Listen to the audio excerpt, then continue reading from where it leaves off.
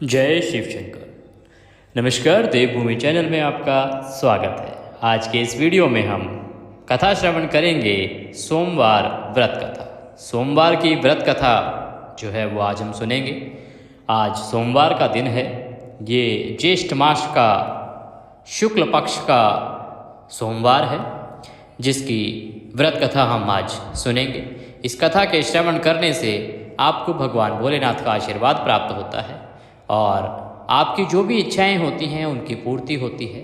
अगर आप भगवान भोलेनाथ की कथा पूरे मन से सुनते हैं और उनकी पूजा करते हैं तो अवश्य ही आपकी जो इच्छाएं हैं वो पूरी होती हैं और भगवान भोलेनाथ की कृपा से आपके जीवन में किसी प्रकार की परेशानी नहीं आती है, धन धान्य की पूर्ति होती है। अगर आप किसी वर वधू की कामना से यह व्रत या कथा सुन रहे हैं तो आपकी शादी शीघ्र होती है, योग्य वर या कन्या आपको प्राप्त होती है। तो भोलेनाथ की यह कथा आप अवश्य सुने। सबसे पहले सोमवार को आपको समय से उठना चाहिए, सूर्योदय से पहले उठ जाएं, यह आवश्यक है। उठने के बाद स्नान आदि करके सूर्य को जल दें, फिर मंदिर में जाएं और भगवान भोलेनाथ की शिवलिंग पर जल अभिषेक करें। हो सके तो गाय का दूध लेके जाएं, कच्चा दूध, उससे अगर अभिषेक करते हैं तो वह उत्तम होता है। पहले आप शुद्ध जल से स्नान कराएंगे, फिर गाय के दूध से स्नान कराएंगे और फिर पुनः जल से स्नान कराएंगे। ये अभिषेक का एक तरीका होता है। आप पंचामृत से भी अभिषेक कर सकते हैं या गन्ने के रस से अगर आप अभिषेक करते हैं तो यह सर्वोत्तम माना गया है। गन्ने के रस से इस महीने में अगर आप भगवान भोलेनाथ के शिवलिंग का अभिषेक कराते हैं तो उससे आपको अथाह पुण्य की प्राप्ति होती है और आपकी मनचाही इच्छाओं की पूर्ति होती है। आपने भगवान भोलेनाथ की अभिषेक करने के बाद उनको चंदन आदि लगाने के बाद उनका श्रृंगार करें। श्रृंगार करने के बाद आप भांग धतूरा आदि उनको अर्पित करें और उसके बाद कथा सुनना आरंभ करें। एक स्थान पर ध्यान लगाकर बैठ जाएं, भगवान भोलेनाथ के चरणों में मन को लगाएं और कथा सुनना आरंभ करें। एक नगर में एक साहूकार रहता था। उसके घर में धन की कोई कमी नहीं थी, लेकिन उसकी कोई भी संतान नहीं थी, जिस वजह से वह बेहद दुखी रहता था। पुत्र प्राप्ति के लिए वह भगवान शिव के प्रत्येक सोमवार व्रत करता था और पूरी श्रद्धा के साथ शिवालय में जाकर भगवान शिव और माता पार्वती जी की पूजा करता था।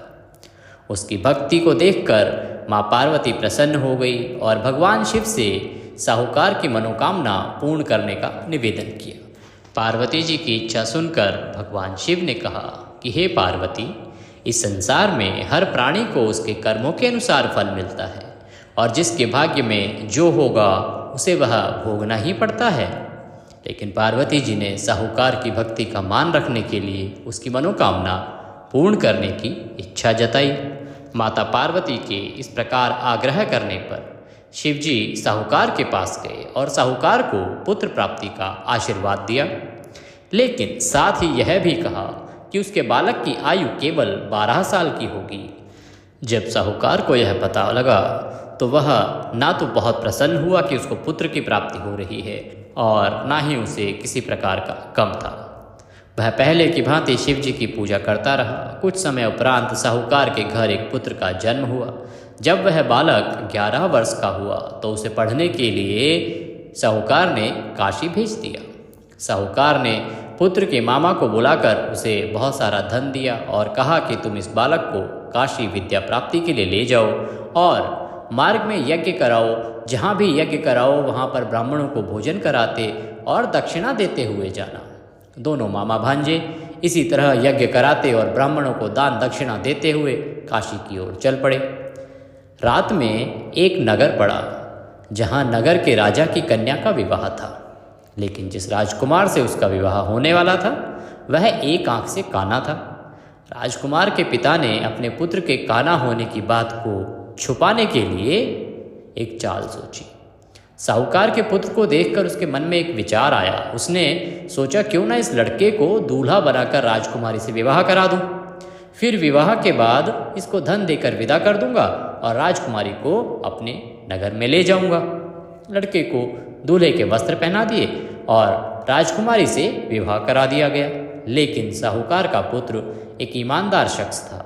उसे यह बात न्याय संगत नहीं लगी। उसने अवसर पाकर राजकुमारी की चुनरी के पल्ले पर लिखा कि तुम्हारा विवाह मेरे साथ हुआ है, लेकिन जिस राजकुमार के संग तुम्हें भेजा जाएगा वह एक आंख से काना है। मैं तो काशी पढ़ने जा रहा हूँ। जब राजकुमारी ने चुन्नी पर लिखी बातें पढ़ी तो उसने अपने माता पिता को यह बात बताई। राजा ने अपनी पुत्री को विदा नहीं किया, जिससे बारात वापस चली गई। दूसरी ओर साहूकार का लड़का और उसका मामा काशी पहुँचे। वहाँ जाकर उन्होंने यज्ञ किया। जिस दिन लड़के की आयु 12 साल की हुई उसी दिन यज्ञ रखा गया। लड़के ने अपने मामा से कहा कि मेरी तबीयत कुछ ठीक नहीं है। मामा ने कहा कि तुम अंदर जाकर सो जाओ। शिवजी के वरदान अनुसार कुछ ही क्षणों में उस बालक के प्राण निकल गए। मृत भांजे को देख उसके मामा ने विलाप करना शुरू कर दिया। संयोगवश उसी समय शिवजी और माता पार्वती वहाँ से निकल रहे थे।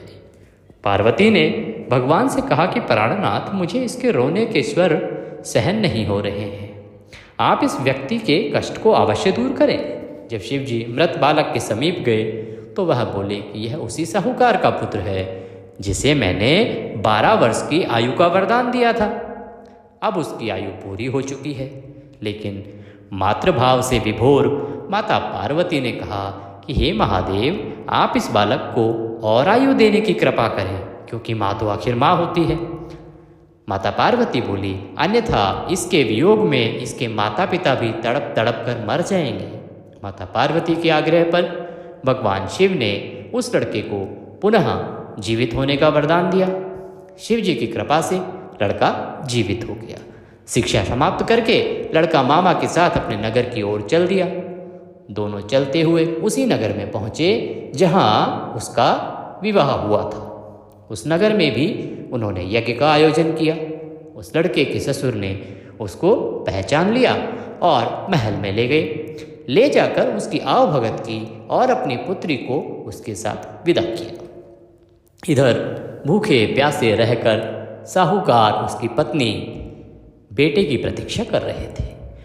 उन्होंने प्रण कर रखा था कि यदि उन्हें अपने बेटे की मृत्यु का समाचार मिला तो वह भी प्राण त्याग देंगे। जैसे ही मामा भांजे गांव के निकट पहुंचे, उन्होंने वहां संदेशा पहुंचाया और जैसे ही उनको माता पिता को जीवित होने का समाचार मिला, वे बेहद प्रसन्न हुए और प्रसन्नता में भाव विभोर होकर वे दोनों दौड़ पड़े अपने पुत्र को गले से लगाने के लिए।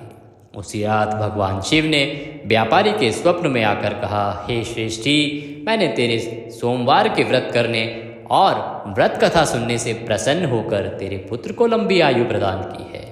जो कोई भी सोमवार का व्रत करता है या कथा सुनता है और पढ़ता है, उसके सभी दुख दूर होते हैं और जिस भी किसी मनोकामना की पूर्ति के लिए ये कथा सुनते हैं या व्रत करते हैं, वो मनोकामनाएं अवश्य ही पूर्ण होती है। बोलिए शंकर भगवान की जय। इसी के साथ यहाँ पर सोमवार की यह व्रत कथा समाप्त होती है।